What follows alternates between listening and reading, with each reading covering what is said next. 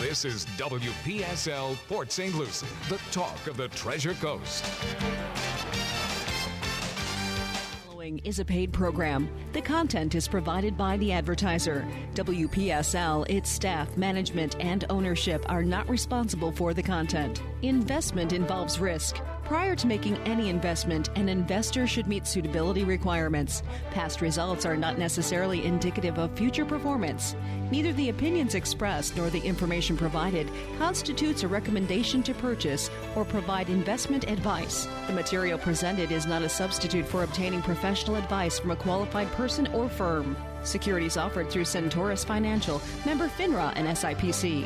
And now, the host of the Team Martek Hour, Joe Martek. And I'm on the air, and we were just talking before the show started, meaning our producers, our owner's husband. What a debacle we had last night. Is that a fair way to phrase what happened last night, Alan? Well, I think what we should do, Joe, is Greg, our producer, and you and I should put a dollar bill on the table. And Cliff ought to keep track of how many times we can interrupt each other, and the person who interrupts most gets the $3. Oh, I thought it was just going to be $1 share between all of us. No. You're a big spender.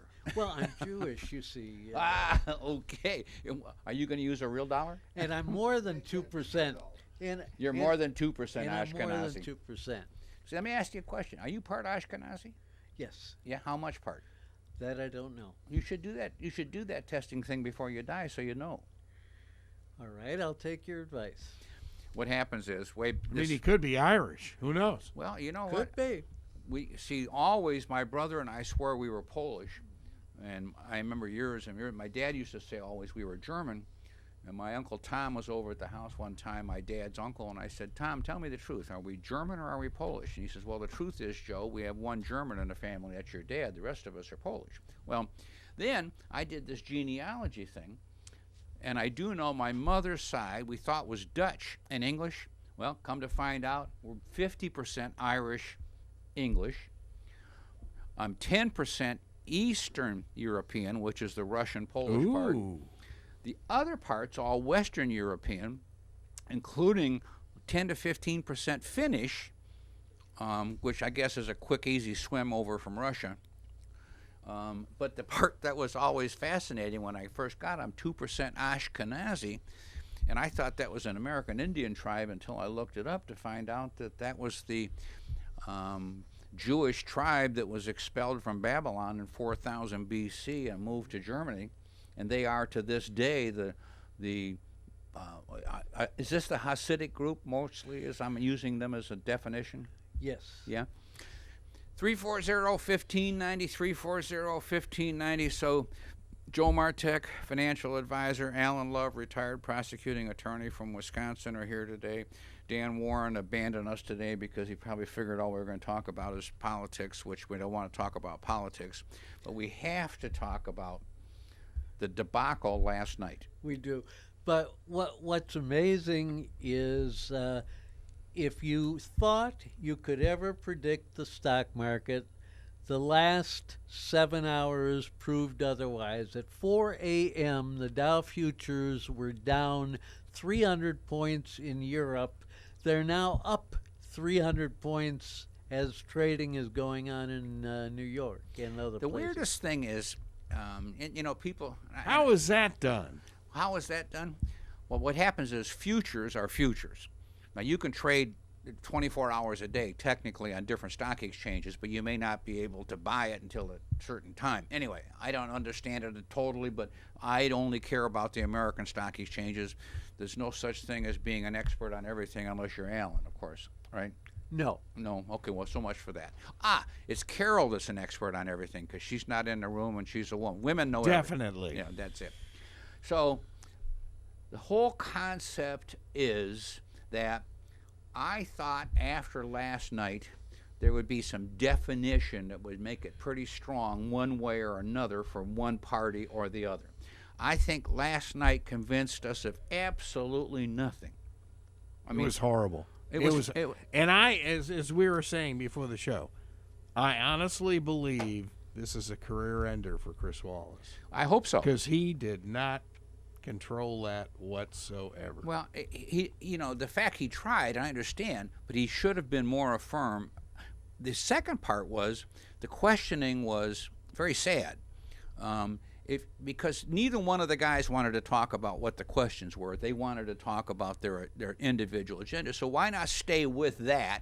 Let them have a slugfest based on what they really wanted to talk about, which they tried. However, the Bulldog, our existing president that came in, and he wanted to, I think we said it, the man came in a bad mood when he came in the door. He didn't smile one time. He wanted a slugfest, and Uncle Joe was not in the mood for a slugfest, wasn't good. He tried, but I think Trump tried to rattle him, and guess what? He rattled a tiny bit, but not as much as a lot of us expected. So I'm a conservative, but I would have to say, of the two, I've got to give Uncle Joe the nod last night to, if they're nothing to do with substance, but demeanor, he was the winner. Absolutely. There was one big event, I thought, last night, and that is when Joe mentioned he was the party. Yeah. And that he didn't support the Green New Deal, which, of course, AOC is all over Facebook today saying she's going to ruin him. Yeah. So, that's within his own party. No, that was a big one. 340-1590, 340-1590. And thank God we've got a caller in here with the call of reason. Russ, Joe Martek, you're on the radio.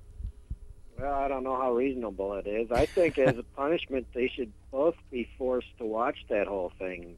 Yeah. To make them watch it. You know what? That'd be like waterboarding, right? I mean, if you had to watch it.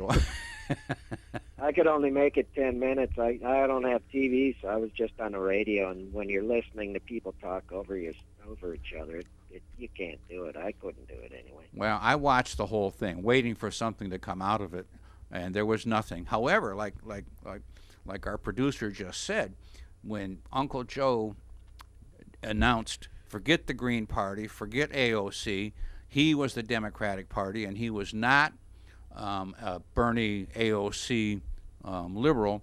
That is a monster part of the Democratic Party. Now, who else are they going to vote for, though? They're not going to vote for Trump, period. They may just not show, which means that gives Trump an edge, right? No, the write-in vote, too, but either way, it only helps Trump. Yeah. Anyway, it was. I watched the whole thing. Alan, you watched the whole thing? Absolutely. Greg, you watched it, right? Total embarrassment for the United States around the world. Yeah, it was. Yeah. Hey, Russ, other than that, nothing else is new. What about you? No, I can't afford anything new. Well, this too will pass. Cliff and I were talking just before the show. I said, guess what? The sun will go down, the sun will come up, another day will happen. And what I did hear was some good stuff from Mnuchin this morning.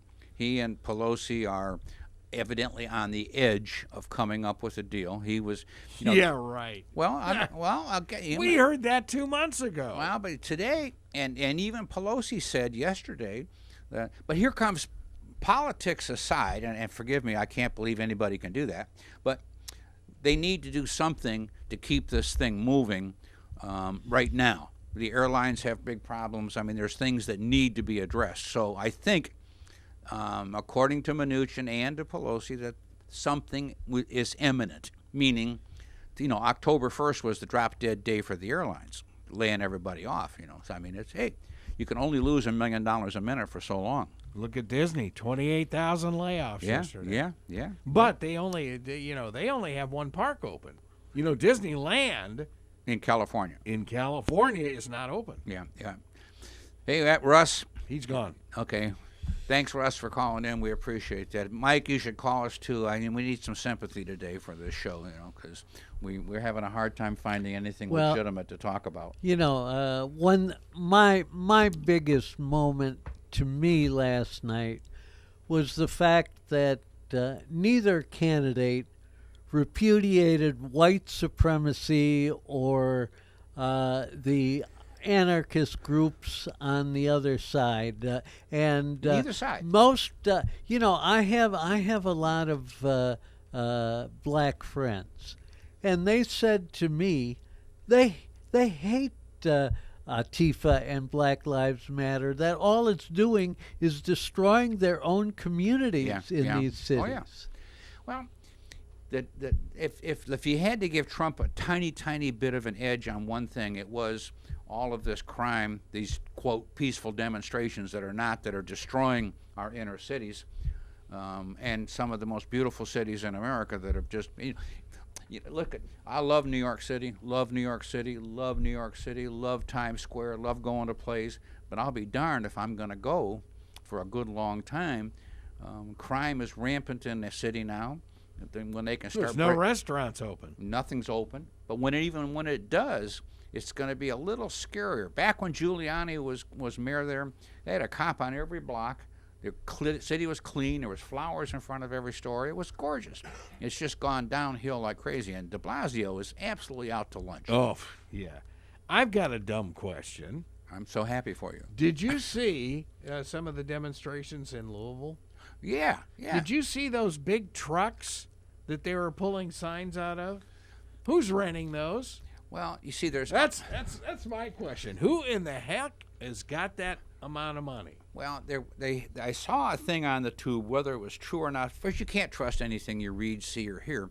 But a guy was coming up saying that Soros is funding a whole bunch of professional demonstrators. Whether that's true or not makes no difference. But somebody is funding these demonstrators. What was it on the 5 on Fox News? Gutfeld.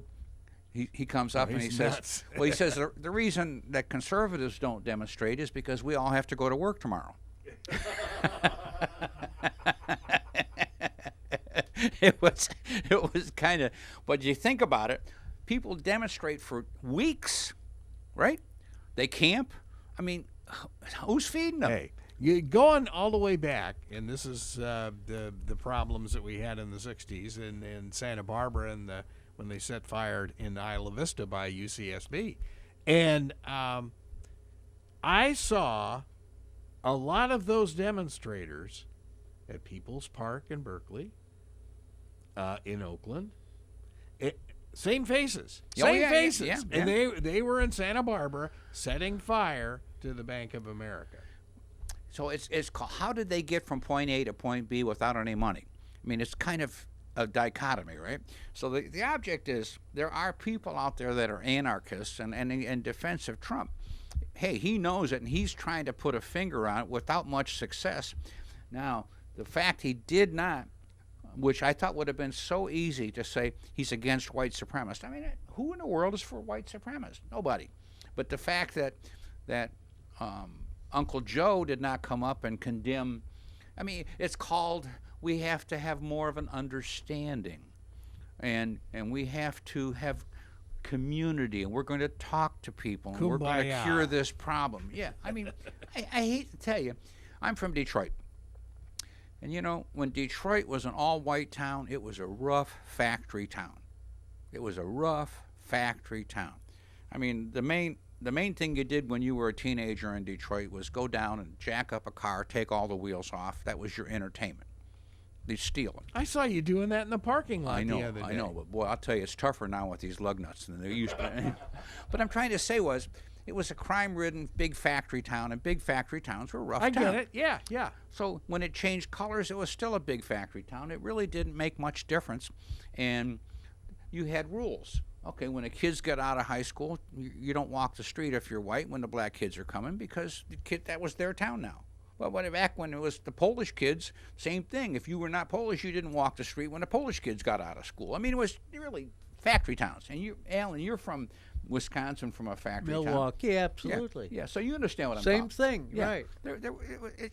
So now we're going to talk to people, and we're going to change this whole culture. No.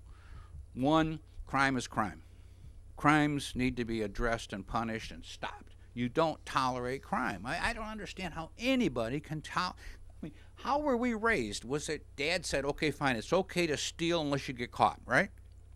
No. you don't steal, you don't break, you don't rob, you don't kill, you don't hurt. You defend yourself, but you don't cause crime. Why would you cause crime? Because if I didn't get caught by the police and the old man caught me, he'd kill me. You know, it was just the way we were raised. Or my Italian mother. Well, same thing. You know, discipline started at home. Fear started at home. And that was the way it was. 340-1590, 340-1590. Words of wisdom, Alan. I do have, because I want to talk about a story that I saw on NBC Nightly News. And this was thinking outside the box. When I was 9 and 10 years old, my parents sent me to a 2-week summer camp in Hayward, Wisconsin, in northwest Wisconsin, called North Star. Well, North Star has done the out-of-box thinking. And what they did is they converted some of their cabins to a computer area.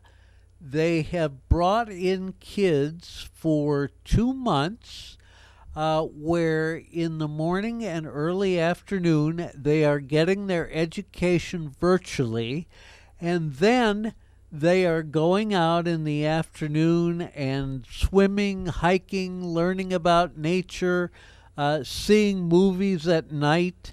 And that, to me, is absolutely, unbelievably a benefit, thinking outside the box like that. That was a great story. You're right. It was amazing. You know, the key is this. When kids are given opportunities to learn, every child is a sponge, and they're going to learn. And if you can round that child by giving them more than just get it beat into your head learning, which is what you're saying, they're giving them opportunities. Look, we see all these shows where inner city kids from the worst families are given a better education, given a break by better teachers that really care, and they succeed. And they succeed.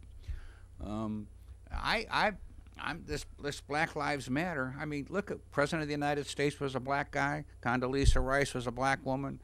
I can go on and on and on about the blacks that have succeeded. Thurgood Marshall. Hey, how about back gangs of New York, when the Irish were considered the worst people on earth, and they were persecuted, prosecuted like there was no tomorrow. This has gone on forever, where there have been ethnic groups one against the other. But people that are going to succeed are going to succeed. People that don't succeed or don't want to often have an excuse. Hey, I look at Willie Gary, black guy attorney here in town. You know, here comes not a sharecropper, a field worker family. And Willie managed with sheer determination to become an attorney. I mean, I admire and respect anybody that starts with every mark on them that they can possibly have, and yet overcomes this, so it shows it can be done, period. I'm a monster believer that everybody in the world's exactly where they want to be, because if they don't want to be there, they should be doing something about it, like educating, go get another job, do something.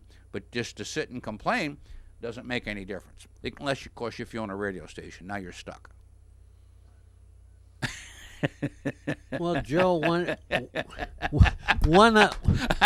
He's pretty good, wasn't he's it? speechless, but I had to set you up good for that Oh, one. You did indeed. I thought that was perfect. That was One great. other thing, there was a... Thank God you don't own it, that Carol owns it. You just work for her. Yeah, that's right. If we can talk about a couple of members of the team, there was a big blowout positive housing statistic that came out this morning on new home applications, a record 8% in August. You know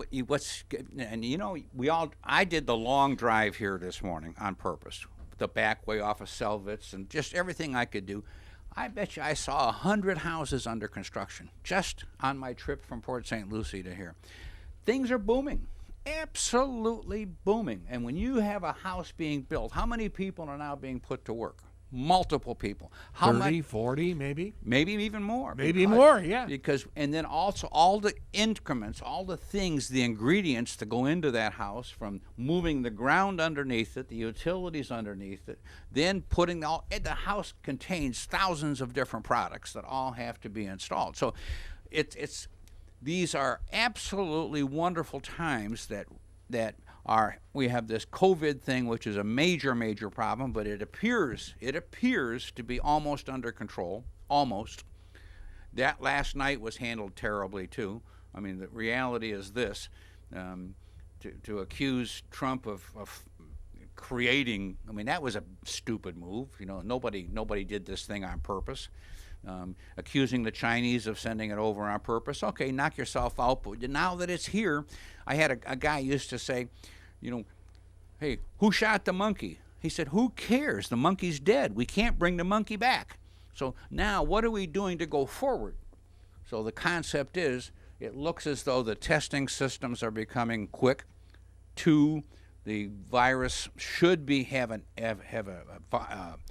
antidote or something here very, very soon for it. They've already using plasma for people that are deathly ill of it. That is starting to save lives.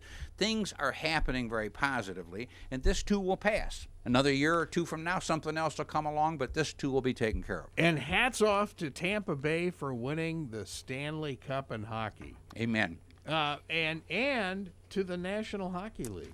11,000 tests to their players in the bubbles. Nice. And nice. Not one case. 340-1590, 340-1590. Give us a call and pick on us, do something. We need to keep this debacle running. Hey, Eddie, thank you for calling in. It's Joe Martek. You're on the radio. Hey, Joe. Hey, you know, you guys are hitting on the housing thing there in the Port St. Lucie. I've been here since 1996. Okay. And I think there's going to be another West Palm Beach around here. No doubt about it. Well, that's what I didn't want. I know, but guess what? what? Down here because it was, just a housing. Now they're putting up apartments and condos, and it's getting overpopulated. Traffic is getting worse. Yeah. I'm not for that at all. Eddie, you know what happens, though? Where are you from originally? Chicago. Okay, they let you in. I'm from Michigan. They let me in. Alan's sitting here from Wisconsin. They let him in. Greg's here from California. I understand that, but they should have, instead of building up this area, why can't they move out further west? Well, they are. I hate to tell you. Wait till you see the new Del Webb thing that's going out west of Tradition. It's going to be, 1,000 units, housing units, Greg? Yeah, I think it's 50,000 people just in that. Yeah, but quadrant. I got out of that Chicago, so, because there was millions and millions of people. And it really, Florida, especially Port St. Lucie, just should have stayed in the housing instead of putting in condos and buildings, because that's going to attract a lot of different variety of people, which, it's going to get ugly. Let me just tell you. We're not going to have the police force to deal with this boom. Listen, Florida today is 3rd or 4th most populated state. It'll be 2nd by probably within 10 or 15 years. Who wouldn't rather live in Florida than live in New York or Chicago or Detroit? Just give me a reason why. Well, sure. That's for the younger generation. Yeah. You know what I mean? Yeah. That city life was great when I was young. Yeah. But now I'm in my 60s. I don't want to deal with all this traffic and population. You're gonna have to move to Alaska, Eddie. That's just my opinion. I'm sure I'm not the only one that feels like that. No, hey, listen, I've been in Florida since 1976. I got to tell you, I'm way before you were. I have seen things change so dramatically. I get out of what I call all of the urban stuff as often as I can. I was just talking. I go camping on an island down in Florida Bay, that is 10 miles literally from the nearest man, and it's almost impossible to find any place like that anywhere in continental U.S. unless you go to Montana or Wyoming or something like that. So here in Florida, that's one of the few. So I'm 100% on the same page with you. But guess what? Ain't gonna stop it, my man. Yeah, it will once they start seeing all the crime and everything else going on around here. You'll see how that's gonna. Well, we got liberals. The liberals like crime, though. See, they like that. Yeah. That's called social. What is it, Greg? Social what now? We don't know. Eddie, thanks for calling in, my man. All right, that's just my opinion. Thanks, man. That's all right, Eddie. And by the way, Fairbanks is really nice. I've covered a lot of sporting events there. Juneau's pretty good too, but you can't get there from here. 340 Juneau is nice, actually. 340-1590. We have another caller. Hey, Deborah, it's Joe Martek. You're on the radio. Hi, Joe. I'm Deborah from Chicago, too. Hey, Deborah from Chicago, too. Good talking to you. So listen, as a Midwesterner, I came to Florida. It was a culture shock because I missed the season. But I also live in Port St. Lucie, so let me give you my take on it. Got it. We moved here after the Twisted Sisters hit in '04. My husband worked for a phone company, and he did relief work here. So after 8 months of lots of overtime, he said, "We're getting out of Broward. We're moving to St. Lucie." I said, "What? What is St. Lucie?" So up there in the sticks? well, here's the deal. With all that overtime, we got a Boca home for a Deerfield price. Yeah. But in those days, that was '05, '06, it took 16 months for our house to be built because our builder out of Royal Palm Beach was building over 200 homes a year. And then what happened, '07, '08, everything went in the tank. Yep. So now I'm looking at what's going on here, what you just mentioned. Homes are going up in 2 months. Yeah. They are flooding. I live off of Floresta. Yeah. Old established neighborhood. They're cheap homes. Some of them are wood framed. How does that pass muster? So the housing inventory is not making my house very good. Do you know what I'm saying? If they're putting in cheaper homes. Well, you know what happens is, I don't know. See, the average price of these new homes is pushing around $300,000 today. So that's not what I call cheap. I know that you can still buy. They don't look like my house. No, but you know what happens is and I get a kick out of this. They make the front look like something decent, but every other part of the house has no redeeming qualities whatsoever. It's basically a box with very little. But here comes people what they can afford, and in defense of people buying, and forgive me, even though I'm not a woman, most women like new stuff. So that new house with brand new everything makes them happy. So they like the appliances and the floors and the windows and the treatments and all that kind of good stuff, which, me personally, if I had a tent with AC, I'd be pretty happy. Right. I hear you. See, and Joe knows because all 5 of his ex-wives have done that. Oh. They've all taken the tent, right? Like the attorney said, Joe, how many times do you think you can divide half, right? But you know what it is? Listen, you can't stop it. This is, I was saying to Eddie, we're never going to stop what they call it progress. I don't call it progress. But listen, you're from Chicago. I'm from Detroit. Greg is from California. Alan's from Wisconsin. Why are we here? Thank you, Lord, because we can be. You betcha. I mean, well, here's the thing, though, Joe. It's not sustainable. They're taking up every lot in my neighborhood. I know. What do you do when it ends? Well, what happens when it's in? Here, let me give you an old statistic. You're going to like this one. Now, you've driven across the state of Florida, have you not? Sure, Alligator Alley. And have you ever driven across State Road 60 or 70 or yes, 98?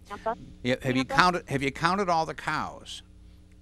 Oh, sure. Thousands of them. Now, Florida is the second biggest beef producer in America, only to Texas, and on occasion we've been first because there's still thousands and thousands and thousands of acres without houses and stuff on them that still have cows. Now here, let me give you one more piece of useless information. Back in 1976, I had to work for Chase Manhattan Bank. If you're still on the radio, no, she's not, but I'm going to give this story anyway. Our producer may have disconnected you, but that's okay.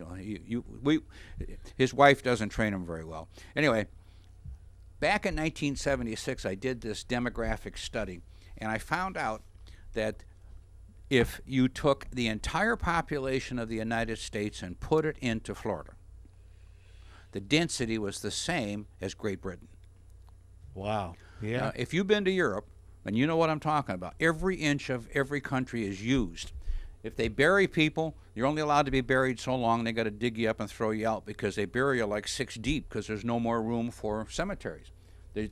Each forest is a protected natural thing. Every inch of that forest is protected. And who was talking about, Trump was talking a bit about California and all the fires. Well, you go to Europe, man, they don't have fires in their woods because they control those woods perfectly to make sure that they don't have all of this down stuff, controlled burns, like they do down at Jonathan Dickinson State Park. They have a controlled burn 2-3 times a year. You bet. Yeah. So poor California, they have controlled burns too, called out of. Well, one other factor, Europe does not have the climate that California has. Europe has a lot more humidity. They're cooler. California is hot and dry in the summer. Not San Francisco. Well, not Northern California. Just not Lake Tahoe. Well, that's why I'm so surprised. Napa. I mean, I understand it's Indian summer up there, but that they get a lot of rain. And I am just shocked that it has burned the way it has. Although, Trump is correct. I can go back to the days when I was covering the Capitol in the early 70s. Yeah. And Governor Brown used to tell us that he was trying to get some management of the forests, right, but the legislature would not permit it. So you take that back. That was 1974, 73, or 75. And Jerry Brown knew what was going to happen. Listen, I mean, he's got property in California Napa. is if it's not the most beautiful state in America, I don't know which one is. It's got more diversity than anything, and it burns every year. Pretty. But I look at moisture. Look at Lake Tahoe and the American River. That river runs 24 hours a day, 365 days a year. They get the snow cap around the mountains. That lake is the most pristine thing. It's one of the very few things that California has maintained, and Nevada. So it's possible that we can take care of our natural resources somehow or other. This, like you said, Jerry Brown, which is not my favorite idea of a governor, but the bottom line is he had one really smart thing, was how do we protect this stuff by, like they do in Europe, and like we are doing in Florida. Yeah. Well, he knew then. Yeah. And you think, okay, nothing's been done since 75. Now you go to L.A. down to San Diego, it's a desert, the whole country. Yes. There's nothing hardly that grows that you don't plant. Yeah. Well, you figure we've got, according to Dr. Jerry Parrish of the Florida Chamber, 1,000 people a day moving to Florida. 100 people a day moving into Port St. Lucie. Right. Now, you start adding all of this stuff up. Right. And you mentioned the Del Webb thing. Yeah. There's going to be others. Oh, yeah. You've got the school district that's looking at building other schools out west. That's where we're going to go. Here comes the key thing. People say, how are they going to do it? Well, guess what? Always have, always will. And they have what they call impact fees when it comes to building something. You might have to pay the county $7,000 just to get a permit to build a house. Impact fees. Sometimes you have to pave a mile of road at your expense to be able to build your subdivision and bring utilities. I mean, there's all kinds of things that people don't understand, that money that flows into these counties. Now, does every county manage the money properly? Boy, that's a gift. No. There are mismanagements, but some counties do a better job than others. Why? I'm not positive how politics works at all, but it does on occasion. So I know Florida's going to be, if not the most populated state, it'll be second or third, which is pretty close to where we are today. We're never going to probably be as big as California because they have more dirt and they can crowd more people there. But hey, that's just the way it is. 340-1590, 340-1590. There was this Bond billionaire who was telling the Los Angeles Times that he was probably one of 20 billionaire investor types that were leaving Southern California. Yeah. For either Texas, Nevada, or Florida. Well, Texas is getting a lot of people from California. Oh, they are. But here comes back again. If you own a business and you have to have a central location for it, and you don't care where it is, logistically, you're trying to make a profit. You're trying to sell your product at the best price you can to compete and yet make a profit. But if your state or your local government sucks up your profits, you have to raise the price and you may not be competitive. So I can't. Hey, no matter where, and this is why when people were going over to Africa and China and everything, bringing their manufacturing out of the country, well, because the system was not fair. There was trade imbalances. Well, in defense of our guy Trump, he's doing the best he can to get that back onto an even keel. Somehow or other, Joe Biden said something that he's not, but by God, the man brought back tons of different companies into America. Well, just look at Toyota and Lexus, Yeah. who were headquartered in Irvine for years, Yeah. and who left there Yeah. for Texas. Yeah, They took all 50,000 jobs with them. yeah, yeah. So it's like, okay. 340-1590, 340-1590. Back in 2004, Joe Martek, financial advisor, Dan Warren, independent insurance agent, Greg Fasula, attorney, which Greg might be gloating a little bit today, Alan, because he's our, quote, internal liberal, because in defense of liberalism today, I think Joe Biden won last night just because he didn't get as excited as Trump did. Well, I don't think anybody should be gloating. This was a Debacle. a travesty for Americans to watch, just like what's going to happen in the next 2 or 3 days in Los Angeles when the Dodgers beat up on my Milwaukee Brewers. Perfect Hey, analogy, and, right? And Greg, you mentioned Tampa winning the Stanley Cup. What about the Miami Heat making the NBA Finals? Even with this Who thought of that limited one? no season stuff. In the bubble. Yeah. Hey, the bubble's working. Yeah. We also then brought Miss Victoria Lloyd, Remax of Stewart, hardest working realtor known made demand during the Great Recession, because real estate became a monster subject and there was lots of misinformation, which brought us to Mike Paulus, mortgage broker, who, I mean, that was back again. During that debacle, they said there was no mortgage money available, and that was never true. VA was no money down. FHA was still less than 5% down. The USDA had a no money down mortgage. The problem that did occur during the Great Recession was jumbo mortgages, meaning over $675,000 or $700,000. Those were harder to come by. The people had to put down a considerable amount more money. But then the old rules resurfaced, which is the same rules today, which is you have to prove you can make the payment. What a concept. It's a stupid rule. I know. What a concept.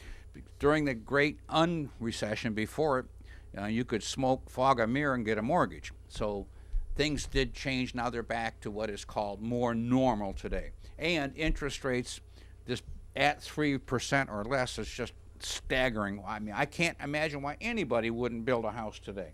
I mean, I don't care where it is, because your payment is the lowest it's ever going to be. Was it the Fed guy that was saying that these rates could stay in place for 10 years? No, about 2 years. Till 2 years. 23 Okay. at least. Till I 23. I thought I heard that, and I'm thinking, Well, what? Here's what happens. 2 years makes sense. They yeah. could. The odds of it being are very slim, because you can't. Inflation will rear its ugly head once this thing gets over with. This COVID thing gets over with, unless we have another disaster, epidemic or pandemic. I feel very, very, very comfortable that America is not going out of business. America is the strongest country on earth. We have every opportunity in the world. And right now, with the Fed basically giving away money and making interest rates unbelievably low, this makes everybody happy except people with money in the bank. Anybody that's got money in the bank is very unhappy today, because that 1/4%, that's about the most you can get, is pathetic. However, new subject. I've had 2 phone calls in the last week. One, actually, a fellow came to the office yesterday, existing client, looking for fixed money. Now, bonds, bonds are 1-2%, they're paying nothing. So he's saying, well, if I got a 5 or 10 year bond that only pays 1, I get my money back in 5 or 10 years. And I said, but you'd never want to sell it between now and then, because the value is going to go down, because interest rates will go up and bonds will go down, because nobody wants your 1 or 2. They're going to want the higher ones. Well, he said, I think he's listening to WPSL, and you got somebody else on here on the weekend was talking about a fixed annuity. Whether it's your show or somebody else's, I don't know, Greg. But anyway, so I made some phone calls right then on the spot. And today, there are 5-year instruments and 3-year instruments that are paying 3%. 3%. Now, 3% is more than 3 times as much as you can get in the bank, and this is an annuity with an insurance company. My claims paying people, my compliance people say you're supposed to know the claims paying ability of the insurance company. This is not Joe's Insurance. No, this is not Joe's Insurance. These are, quote, admitted companies to do business in the state of Florida. That word admitted means you can be relatively safe and sure that know that these companies are going to be, no matter what. I've never even heard that term before. Admitted? Yeah. Well, Dan and I have talked about it. Well, let me give you the part of the story that leans to it. You remember 1992 when Hurricane Andrew hit? And it put 10, 12, 13 insurance companies out of business. Oh, yeah, sure. Well, guess what happened? The state paid every claim because they were admitted carriers, meaning approved to do business in the state of Florida. Okay. What happens is every form of insurance contributes money to the state. Every company, life insurance, health insurance, annuities, car insurance, every kind of insurance contributes money to the state once they're an admitted carrier, because the state says we have a guarantee fund that protects you, the consumer, in case these companies go bust. There's very little publicity about this. I'm not supposed to talk about this because the state doesn't like you to say I'm selling it with that as a guarantee, but that's the reality, and it's not just Florida, it's every state in America. So, like Dan, if he was sitting here right now, he'd say, we don't like dealing with marginal insurance companies because, yeah, the state will pick up and pay, but it might take you 6 months longer than if it was a good company. You know what I'm trying to say? But the reality is this. Today, the best there is when it comes to a fixed instrument is around 3%, but there is no liquidity, meaning you can't cash it in during the 5 or 3 year period. You got to wait till the end of that period to cash it in, and then you'll collect your principal and probably the interest. You can't even get the interest during that period of time. But understand this, with that annuity contract, it's tax deferred, so you have no tax consequence until you take the money out 3 to 5 years later.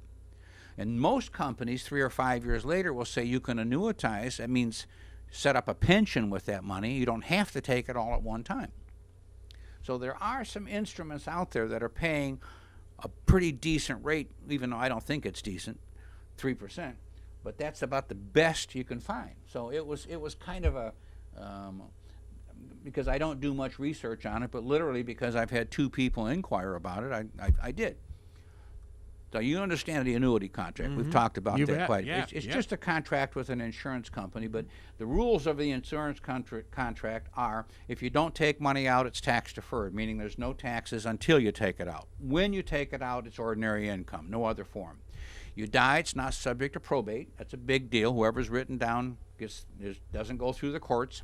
Last but not least, if you get sued, it can't be taken away from you.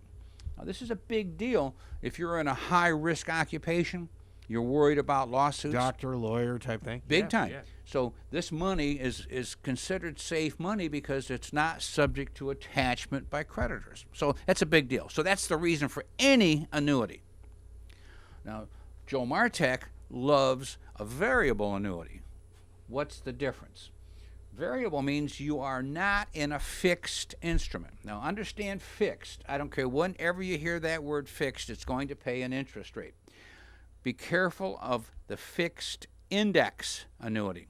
Fixed index. Whenever people say you're going to be paid interest based on the performance of an index, there's a word that's called cap, C-A-P.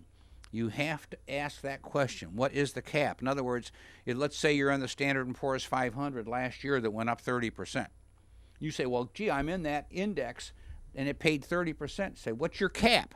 Most of the caps are 2, 3, 4% max. That's all you can make. Even if it made 30. Even if it made 30, because you're not invested in the index. You're being paid interest based on the performance of the index, but with a cap. Some of the companies The cap can be changed every year. The company can adjust that cap up or down. Well, you think they're going to adjust it in your favor? I doubt it. The key thing is this. Whenever you have a fixed instrument, the money predominantly is invested in the bond market. Now, if the bonds are only paying 2 or 3, how can they pay 15 or 20? They can't. So remember that. The fixed instrument, whether it's an index or whatever it might be, today 2 or 3% is about as good as you can get. The variable now says, okay, you can be invested in the market. So let's just take last year you were invested in the NASDAQ 100. That was 37% last year, right? Yes, it was. Mm-hmm. So you're in that fixed, you're not in the fixed, you're in a variable. You put $100,000 in on January 1st. By December 31st, you had $137,000. Okay? Now, the insurance company says very often, we're going to throw in some wrinkles to protect that money. The wrinkles might be, we have a guaranteed death benefit. Guaranteed death benefit can be, no matter what, you're guaranteed to get back what you put in. Some say, what we'll do is every 3 months, whatever the market value is, we'll lock it in. Every 3 months, high water mark. Every 3 months goes up. So at the end of the year, you put in that 100,000. Now you have 137, and then March 20th hit. Was that the day of the bottom or thereabouts? March 23rd was the bottom. March 23rd, and we gave up all of that money. We're down to 30% is gone. 35% was gone on that day. And you die on that day. Well, if your money had been invested in the market, you're lucky if you got back what you put in a year earlier. But if you were in that insurance contract says, whoop, we stepped it up. Your family gets the whole 137. So why is this important? Well, if you're married and you like your spouse, you might decide to die before your spouse. She'd like to have some money. If you don't like your spouse, you leave it to your kids. They'd much rather have a Maserati than a Pinto. And it'd be a used Pinto, too, because you can't get a new one. So the concept is you're protecting the money for your heirs when you get into this with the insurance contract. But people say, hey, Joe, I don't like this concept of only being able to collect when I die. What about me living? Well, what they do the same thing. They'll say, here's what we'll do. Depends on your age. We'll give you a 5 or 6% income for life on that same high water mark. And it can never go down. Each time it steps up, that's what it stays. It can never go down from whatever the high water mark is. So back again last year, you put in that 100,000, it got to 137. You were getting, say, a 5% income on the 100. Now you get 5% income on 137, market collapses, you still keep getting that 5% income on 137 until the market gets higher again. And if it never gets higher, it lasts for the rest of your life. So sounds pretty good. It is good. Now, are there negatives? Of course there's negatives. Sure. Number one, insurance companies don't work for free. What do they charge? Well, it depends on the company, but just put this way. It's somewhere between 1 and 4% per year, depending on the wrinkles, that is deducted from the market value, not from the guarantees. Number two, insurance companies don't work for free. They do put all your money to work for you the first day. They hold nothing out for commissions, fees, or expenses, but there are commissions, fees, and expenses. So what they do, they say, you're going to have to stick around for the next 5 or 10 years because they have penalties if early withdrawal. Some of them say you can withdraw all their earnings anytime you want, no penalty. Back into the fixed instrument. You can't touch them for 5 years, some of them. Some of these contracts, you can start taking money immediately on the variable annuity every month. Immediately. You put 100 in, you can start getting $5,000 a year divided by 12, starting 30 days from the day you start. So there's liquidity available. Last year I had people, because they hit the numbers perfectly, said, I don't care about the 5%, Joe, I made $30,000. I'm taking the 30 grand. And I'm locked back in where I started. I mean, there's all kinds of flexibility involved. The negatives, again, 2 negatives. 1, you got to pay an insurance company, and 2, there are penalties if you decide to cash the whole thing in. Nobody, what's free lunches, Alan? I guess, do you have to be a politician to get a free lunch? I think so, yes. If you're an attorney and a politician, do you get 2 free lunches? No, you get dinner too. Dinner too. 340-1590, 340-1590. back again. Our job with this show is to educate people and talk a bit about politics. Probably too much lately, but we're trying not to. Well, today. it is election season, Joe. I mean, Yeah. you know, we won't talk a lot about politics After November 3rd. Well, no, after the election is decided in June of 2021. Yeah. You know, if by then, right? Yes. Well, an Allen state may not even have the votes tabulated by June. Well, you got to go into the wastebaskets in West Virginia. Remember that part last night? Oh, yeah. Oh, man. Well, yeah. Oh, Lord. I got to tell you, like, no matter what we say about what happened last night, it was pathetic. You know, you talked about the fixed annuity, you talked about the variable annuity. Next week, why don't we talk about the middle ground, a little bit about REITs, Real Estate Investment Trusts. Well, and there's other things, too. Real estate investment trusts pay, they have to pay out 90% of their profits every 3 months. So before the recession hit, they were paying 10, 12% right along for years. So they're liquid. And they're 100% liquid. Buy it today, sell it tomorrow. You get the income off of it. Today, I have clients right now that are buying airlines and buying the cruise lines because they firmly believe the government's going to come in and bail them out. And these are bargains today. Now, again, does that mean they're not risk? Of course not. They're high risk. When you buy an individual stock, you're buying risk. I don't care which company you buy. You might remember little companies called Enron that went out of business. And Yes. there's other companies that have lost all their money. But the key thing is this. If you look at it through not rose-colored glasses, but some practicality and some history, there are some good opportunities out there. 340-1590, 340-1590. We're running out of time, right, Chief? How much we got? He says that means a half a minute, right? See, he does these finger things routine. But now if we put it down like that, is that 10 seconds? 340-1590. You call the show anytime, any one of us. They'll take your name and number or give you our numbers, and we'll be glad to talk to you and help Unless I anybody we throw can. it away. Unless you throw it away, of course. As long as don't give it to Greg, give it only to Carol. Until next week. Hey, are we done? We're done. You got 15 seconds. 15 Well, seconds. good. Then I can say shalom to our listeners. See you next week. Yeah, well, this is Yom Kippur, is it not? Well, it's over now. It's over with. Well, hey, listen, I don't pay attention about it. I did when I was a kid because my best buddy was Jewish and we got to share holidays. Bye-bye. Adios. All right.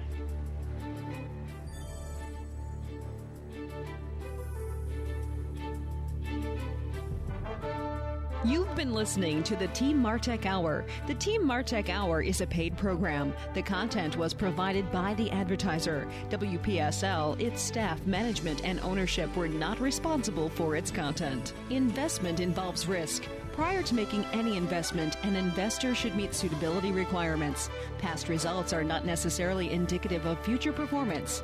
Neither the opinions expressed nor the information provided constitutes a recommendation to purchase or provide investment advice. The material presented is not a substitute for obtaining professional advice from a qualified person or firm. Securities offered through Centaurus Financial, member FINRA and SIPC. Tune in again next Wednesday at 11:05 for the Team Martek Hour here on WPSL 1590.